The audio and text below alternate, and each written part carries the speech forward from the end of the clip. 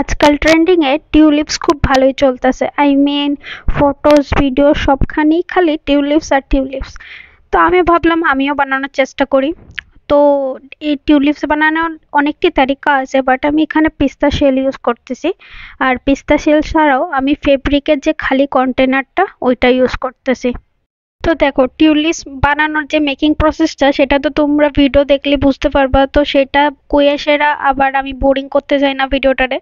তো আমি না টিউলিপস এর পেছনে একটা স্টোরি, যেটা আমি গুগল সার্চ করে পাইছি, এটা খুবই ইন্টারেস্টিং লাগছে আমার কাছে, তো ভাবলাম তোমরা সাথেও শেয়ার করা যাক। তো চলো শুরু করি। টিউলিপ ফুলের বৃহত্তম পৃথিবীর দ্বিতীয় ফুল বাগান হয়েছে নেদারল্যান্ডের কিউকেনহফ বাগান। এই ফেস্টিভ্যালের সময়কাল হয়েছে মার্চ থেকে মে। এই টাইমের একদিন পরেও যদি তুমি সেখানে দেখতে যাও, তুমি কিছু দেখতে পারতে না, কারণ সব ফুল বিক্রি হয়ে যায় ইউরোপের বাজারে। আর এবার আসা যাক মেইন স্টোরিতে। অটোমানের রাজত্বে এই টিউলিপ চাষ করা হইতো। প্রায় 16 শতাব্দীতে ইউরোপে যে প্রথম টিউলিপের আগমন হয়েছিল সেটা হয়েছিল ভিয়েনায়। আর ডাচ স্বর্ণযুগে এই আশ্চর্য ফুলের সৌন্দর্যের কথা তখন ইউরোপের মানুষের মুখে মুখে ছড়ায় গেছিল গা। তখনকার সময় ইউরোপের বিভিন্ন শিল্পীদের তুলিতে নানা চিত্রে তেল রঙে আসিল তখন টিউলিপের অপূর্ব সৌন্দর্য। ডাচদের মধ্যে টিউলিপ নিয়ে তখন একটা মোহ কাজ করতে শুরু করলো। আর বড় লোকদের মধ্যে তো এই ফুল নিয়ে সেরা একটা আকর্ষণের সৃষ্টি হয়েছিল। আর তারা সবাই চাইতো তাদের বাগানে যাতে এই ফুলটাই টিউলিপ ফুটতে থাকে, যার ফলে তোমার অর্থনৈতিক মূল্য তখন টিউলিপের বাড়তে আসিল।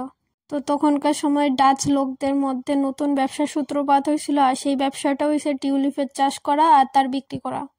তো দিনে দিনে টিউলিপের চাহিদা এতটাই বেড়ে গেছিল গা যে ডাচ সমাজে সাধারণ লোকেরা নিজেদের ব্যবসা ছাইড়া এবার টিউলিপ বিক্রি করা শুরু করলো। তো তখন টিউলিপের দাম এতই আকাশ ছোঁয়া হয়ে গেছিল যে সামান্য টিউলিপ বাল্বের দামেই তখন 16 শতাব্দীর মাঝামাঝি সময়ে আমস্টারডামের একটা দামি বাড়ির চাইয়াও বেশি হইয়া দাঁড়াইছিল।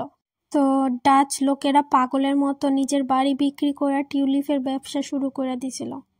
তারা টিউলিপ বিক্রি করতে করতে টিউলিপ বাল্বের দলিল বিক্রি করা শুরু করলো। আর এই দলিলটা এক হাত হইতে আরেক হাত হইতে হইতে এমন 10 হাত পরিবর্তন করার পর আকাশ ছোঁয়া দাম নিয়ে নিল। কিন্তু আশ্চর্য কথা হইল, সেই টিউলিপ বাল্বটা কিন্তু তখনও মাটির নিচেই আসিল। সেই সময় ডাচ লোকেরা টিউলিপ মেনিয়ায় আক্রান্ত হয়ে পড়ছিল।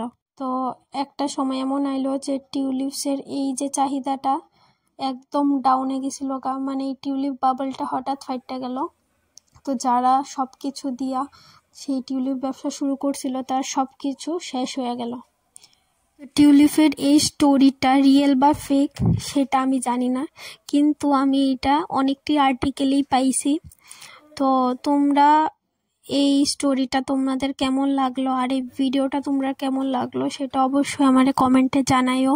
আর তোমরা যদি এরকম আরও ভিডিও লাগে বা এরকম ক্রাফটের কিছু জিনিস আমার থেকে জানতে চাও তো অবশ্যই কমেন্টে জানাই, আমি ট্রাই করবো সেটা বানানোর আমার নেক্সট ভিডিওতে। তো ভালো থেকো, ভালো রাখো, টাটা।